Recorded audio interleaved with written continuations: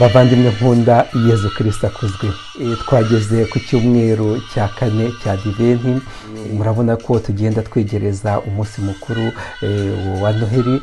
Nicyo gituma duhamagariwe kwitegura kuri roho kugira ngo Yezu Kristo yongere avukire mu buzima bwacu bwiyunze nawe ndetse n'abavandimwe muri kiliziya yose. Ivanjiri uyu munsi rero iratugezaho isengesho dukunda cyane kuvuga, isengesho ry'indamutso ya marayika. Marayika yagiye mu mujyi wa Nazareti atumwe n'Imana ku mwari Mariya, agiye kumumenyesha yuko azabyara nyine umwana w'Imana. Yarahageze, twashobora gutekereza yuko Mariya yari afite muri icyo gihe nk'imyaka nka 16. Kubona rero umumarayika yinjira mu rugo akamubwira ngo ndakuramutsa Mariya wuje inema uhorana n'Imana. Yahise yibaza icyo iyo ndamutso ishatse kuvuga, kuko ntabwo yabyumvaga. Kuko rero na marayika yarazi ko atabyumvaga, yashatse kubanza kumuhumuriza. Aramubwira ngo witinya Mariya, kuko wagize ubutoni imbere y'Imana. Ndumva rero n'ubu butumwa natwe uyu munsi ari twebwe bubwirwa. Muvandimwe, aho uri hose, mu bibazo, mu byishimo, ariko cyane cyane mu bibazo by'iyi Covid, mu bibazo byose by'ubuzima, wongere wumve ko Imana irimo kukubwira ati witinya, kuko nawe uri umutoni, ufite ubutoni imbere yayo.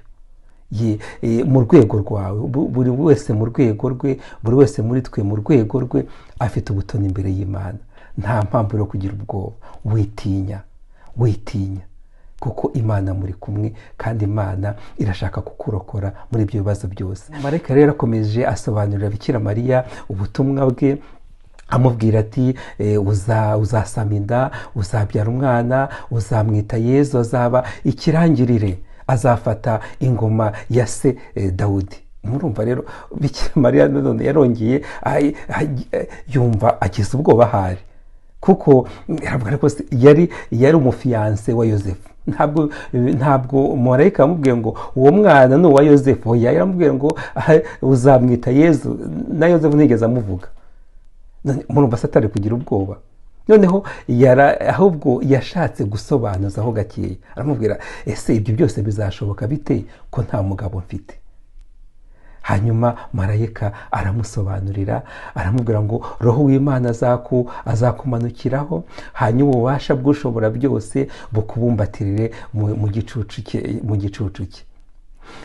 Sinzi nimba yarabyumvise nabyo ibyo ngibyo, ariko icyo ari kimushishikaje ntabwo kwari ukumva ubwo butumwa bwa marayika n'umutwe n'ubwenge bwe. Kwenshi bikunze kutugora kubera ko dushaka kumva iby'Imana twifashishije ubwenge bwacu. Bikira Mariya byose yarabyakiraga, akabizirikana mu mutima we. Natwe rero twige kumva ijambo ry'Imana, kumva ubutumwa bw'Imana, tubuzirikana mu mutima wacu. Ubwenge bwa muntu n'ubwa muntu bushobora kutujyana aho bushaka, ariko nitugenda tukakira ubutumwa bw'Imana, tukakira ijambo ryayo mu mutima wacu, urugendo rwacu ruzoroha cyane. Bikira Mariya yabonye, yumvise yuko byose bishoboka, niko kuvuga ngo ndi umuja wa Nyagasani. Ibyo uvuze bingirirweho. Yego ya Bikira Mariya natwe idufashe kuvuga yego, twumve tubwire yego Imana ku mugambi dufiteho.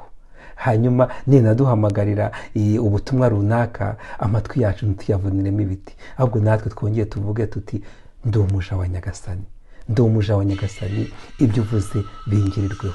Kandi marayika arongera aramubwira ati nta kintu kinanira Imana.